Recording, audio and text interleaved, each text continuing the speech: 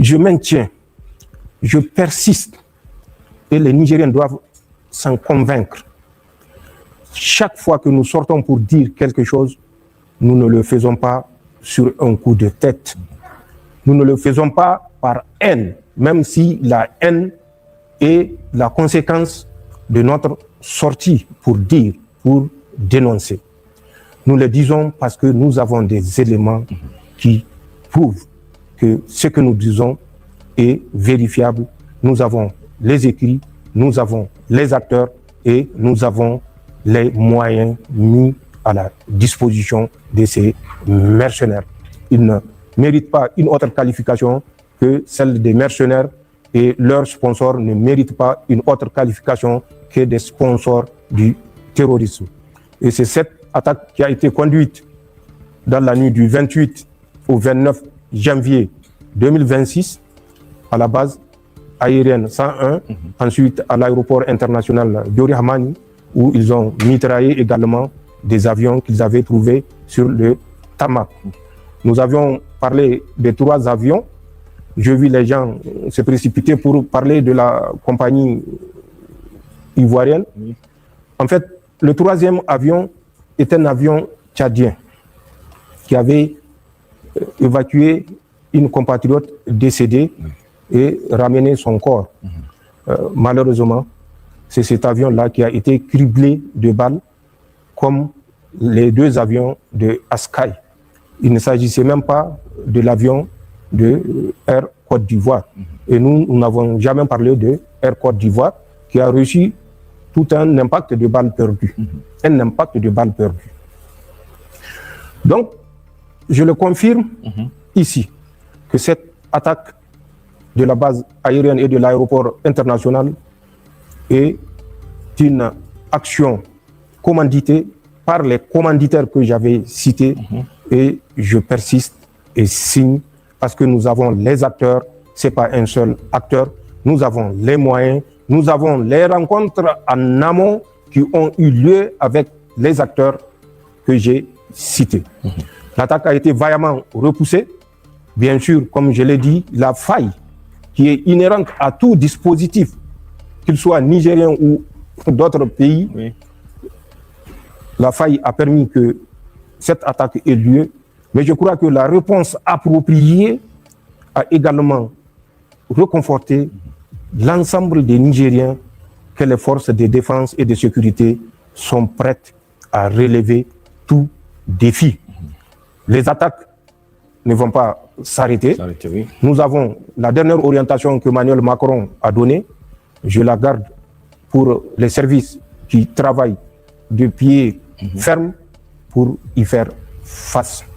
Cette attaque devait être le déclenchement, comme au Mali, suite à l'attaque septembre 2024 de l'aéroport de Bamako. Ils avaient également, dans le sillage de cette attaque, mais avec un délai un peu plus long, le mois de janvier 2025, planifié des attaques simultanées qu'ils avaient continué à préciser pour les conduire dans la nuit du 1er juillet 2025 au 2. Cette attaque simultanée conduite au Mali, si vous vous rappelez.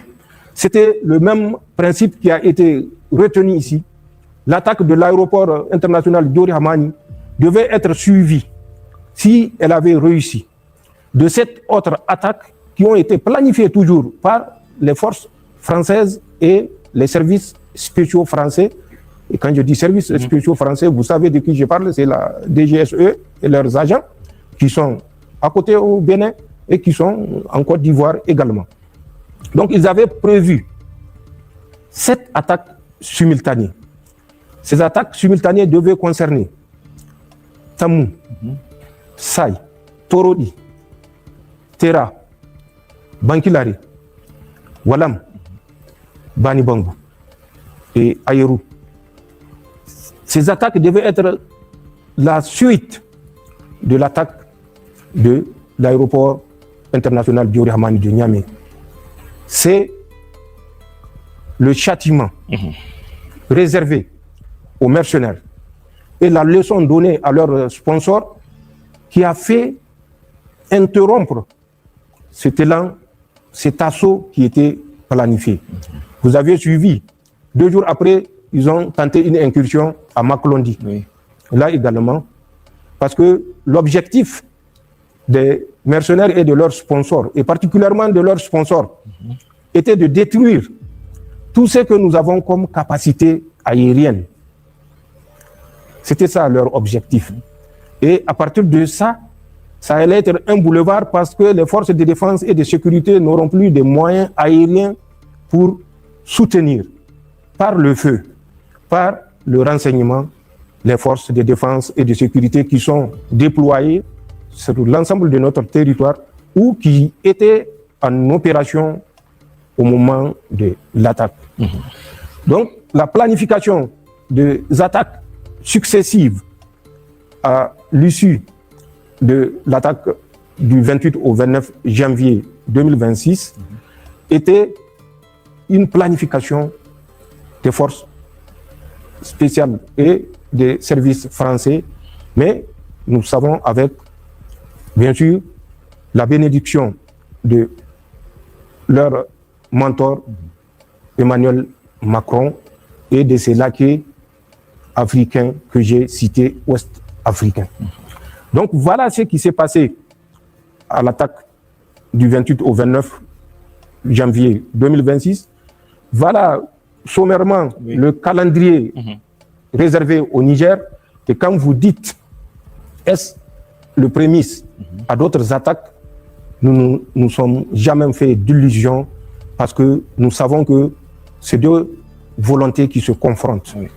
Et nous sommes convaincus, Inch'Allah, la volonté du triomphe, la volonté de la victoire est du côté du Niger, du côté de la Confédération des États du Sahel.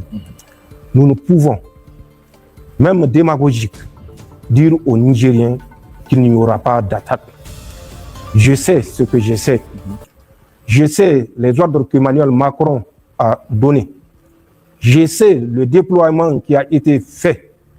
Je sais l'investissement fait. Et je sais la soumission, pour ne pas dire la servilité de certains laquais ouest-africains à aborder dans cette volonté de leur Seigneur. Parce que pour eux, Dieu n'existe pas. Allah subhanahu wa ta'ala est là et il est juge. Et nous sommes convaincus que nous ferons face de façon victorieuse avec la détermination qui nous caractérise à opposer une résistance à toute tentative et à anticiper également à travers les moyens qui sont les nôtres pour toute organisation dont l'objectif sera de troubler la quiétude des Nigériens. C'est ce que je peux dire de l'attaque, sommairement, que les Nigériens soient convaincus que c'est une attaque sponsorisée, c'est une attaque qui n'a pas atteint son objectif. Nous l'avons vu, pour la première fois, des terroristes sont sortis 72 heures pour faire une revendication. Les terroristes, mieux, ont pour la première fois conduit une manœuvre. C'est là où ça nous fait rire, avec un canevas. Jour J plus 1, jour J plus 2, 20h30, nous étions derrière l'aéroport international. 20h40, allez-y, voir. Il y a 5 points, avec une trentaine de sous-points. Depuis quand les terroristes s'encombrent avec des points et des sous-points? Et ils sont partis même jusqu'à faire un nota bene. Nota bene, nous ne sommes pas venus pour l'uranium. Mais qui leur a dit que l'uranium est à la base aérienne?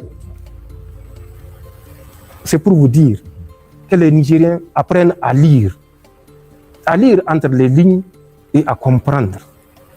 Mais nous avons certes les moyens de lire entre les lignes, mais en plus des moyens entre les lignes, nous avons également l'expérience, quand même, ça me fait 41 ans de service militaire au profit de mon pays.